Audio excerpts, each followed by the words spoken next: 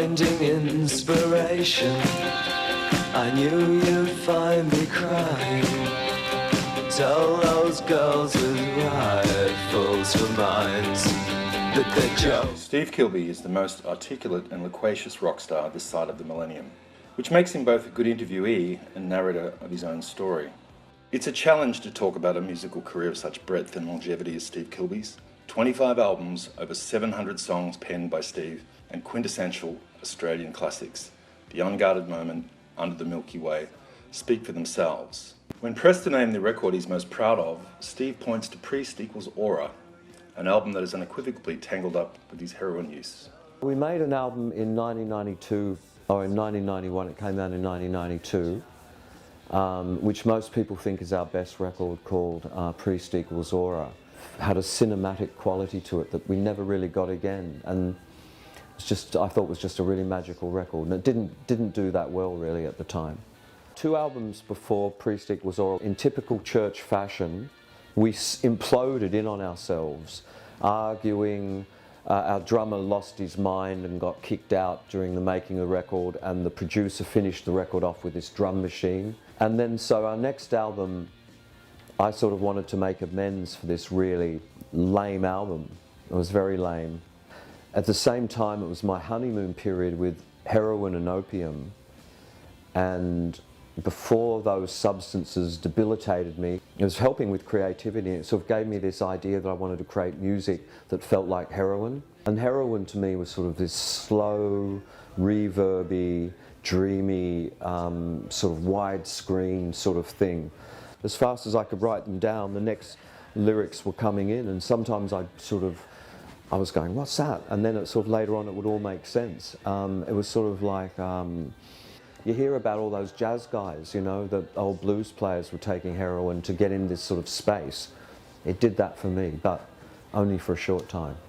A sense that the church were classicists in an age of 80s radio and chart-dominated pop trends. That's our tragedy, that we're not a brand spanking original, just fallen out of the sky. We're going, we love those classic things. We go in and using the values, applying them to those standards. It's got to sort of be original, it's got to be intelligent, it's got to be musical, has to have melody. So we're just going for that classic thing, like any classic, like a modern day portrait painter who's going, I want to paint like Leonardo da Vinci. I want those values, that realism, that sort of, that whole thing. So yeah, we are, absolutely, we're classicists. Unashamedly. Age to be influenced sort of ended at about 19 or 20, and I sort of started churning all my influences around, trying to turn into myself, which still took me a while before I was completely free of them mostly, and was sort of doing what I thought I should be doing rather than going, what would David Bowie do here, you know?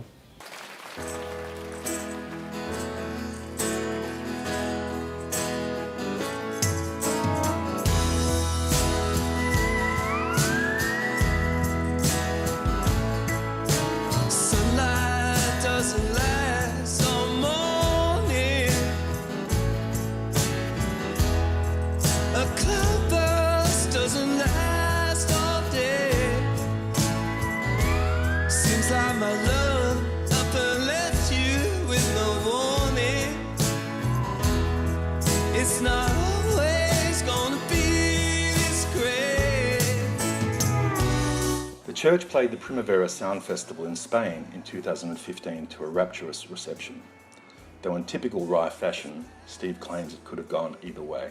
We got booked to play this festival in Barcelona, and I went and checked it out the night before, and I thought, oh God, no one's going to like us, it's not going to work out. And we turned up, and I went out and looked round the curtain about 15 minutes before we went on, and there was a big empty kind of field. And then one of the roadies came back in about 3 minutes before we go on, and I said, how's it looking out there? He said, oh man, there's thousands. And we went out there, and there was like 40,000 people had suddenly turned up into our space, and the crowd went nuts, and it was like a total revelation. But next time we go back, it might be the empty field and 50 people going, oh yeah. You never know what you're going to get. But that was an amazing night. You never know how you're going to go. You know, you could be standing on a stage one decade and people going, oh, how boring, a classic rock band.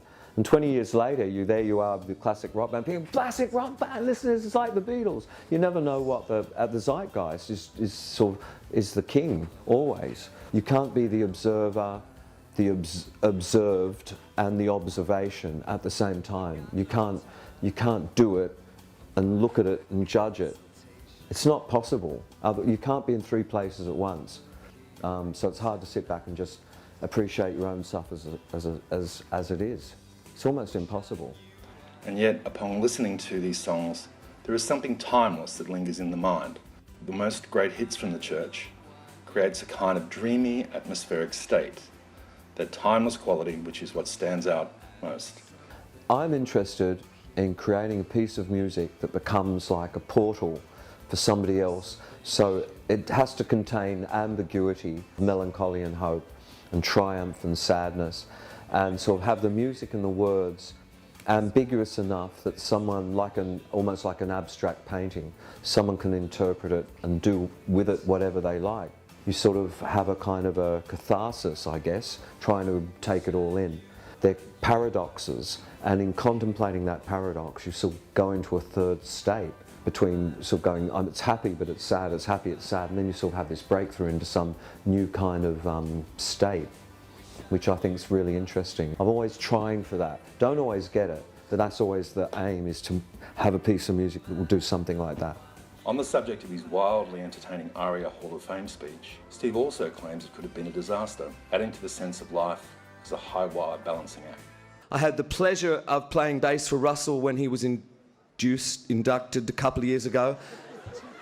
I was so overcome that I completely fucked up most of the bass line in it.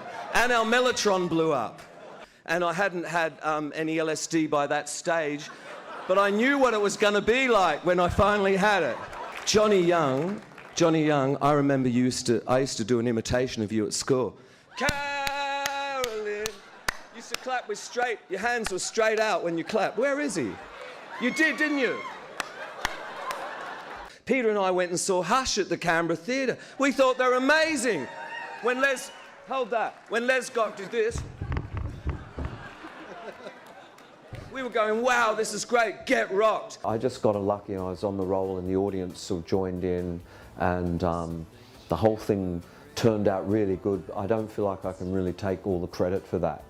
I just think a lot of stars aligned. A sense that the church were classicists in an age of 80s radio and chart-dominated pop trends. Being an example of what another way of doing it, not a sort of didn't have to be really Aussie and sort of rock and roll. You could sort of have a bit of European sort of aloofness or whatever, have a bit of makeup, have a bit of finesse and a bit of subtlety, and still be successful in Australia. I guess that inspired some people.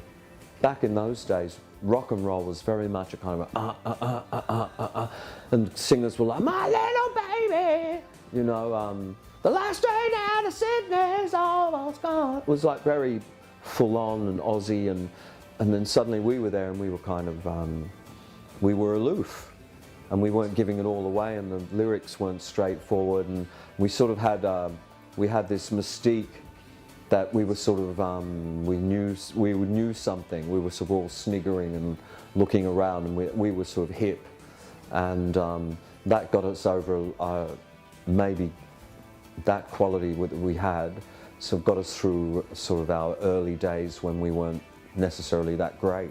Right now, the church is going in a studio next week to start making our umpteenth album, whatever number it is. I'm finishing up getting paintings ready for an exhibition in Brisbane at Robert Henderson Gallery, and I've got 2 solo albums. One's just sort of coming out, another one's still waiting in the wings, and I've collaborated on an album with Kate Sobrano, written lyrics for an album. So yeah, there's always a gig going. I'm almost with you. I can sense it wait for me. I'm